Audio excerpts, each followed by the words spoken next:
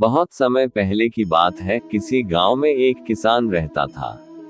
वह रोज भोर में उठकर दूर झरनों से स्वच्छ पानी लेने जाया करता था। इस काम के लिए वह अपने साथ 2 बड़े घड़े ले जाता था, जिन्हें वो डंडे में बांधकर अपने कंधे पर दोनों ओर लटका लेता था। उनमें से एक घड़ा कहीं से फूटा हुआ था और दूसरा एकदम सही था। इस वजह से रोज घर पहुंचते पहुंचते किसान के पास 1.5 घड़ा पानी ही बच पाता था। ऐसा 2 सालों से चल रहा था।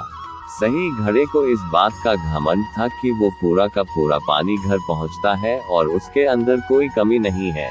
वहीं दूसरी तरफ फूटा घड़ा इस बात से शर्मिंदा रहता था कि वो आधा पानी ही घर तक पहुंचा पाता है और किसान की मेहनत बेकार चली जाती है। फूटा घड़ा ये सब सोचकर बहुत परेशान रहने लगा और एक दिन उससे रहा नहीं गया। उसने किसान से कहा, मैं खुद पर शर्मिंदा हूँ और आपसे क्षमा मांगना चाहता हूँ। क्यों? किसान ने पूछा, तुम किस बात से शर्मिंदा हो? शायद आप नहीं जानते, पर मैं एक जगह से फूटा हुआ हूँ और पिछले 2 सालों से मुझे जितना पानी घर पहुँचाना चाहिए था बस उसका आधा ही पहुँचा पाया हूँ। मेरे अंदर ये बहुत बड़ी कमी है और इस वजह से आपकी मेहनत बर्बाद होती रही है। फूटे घड़े ने दुखी होते हुए कहा। किसान को घड़े की बात सुनकर थोड़ा डैक हुआ और वह बोला, कोई बात नहीं, मैं चाहता हूँ कि आज लौटते वक्त तुम रास्ते में पड़ने वाले सुंदर फूलों को देखो। घड़े ने वैसा ही किया। वह रास्ते भर सुंदर फूलों को देखता आया।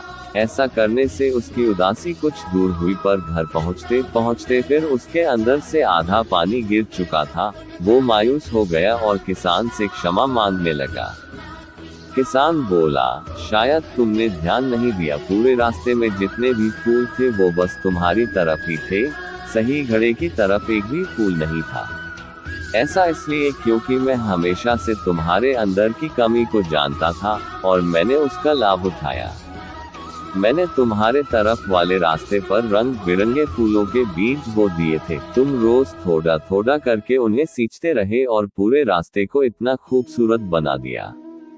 आज तुम्हारी वजह से ही मैं इन फूलों को भगवान को अर्पित कर पाता हूँ और अपना घर सुंदर बना पाता हूँ।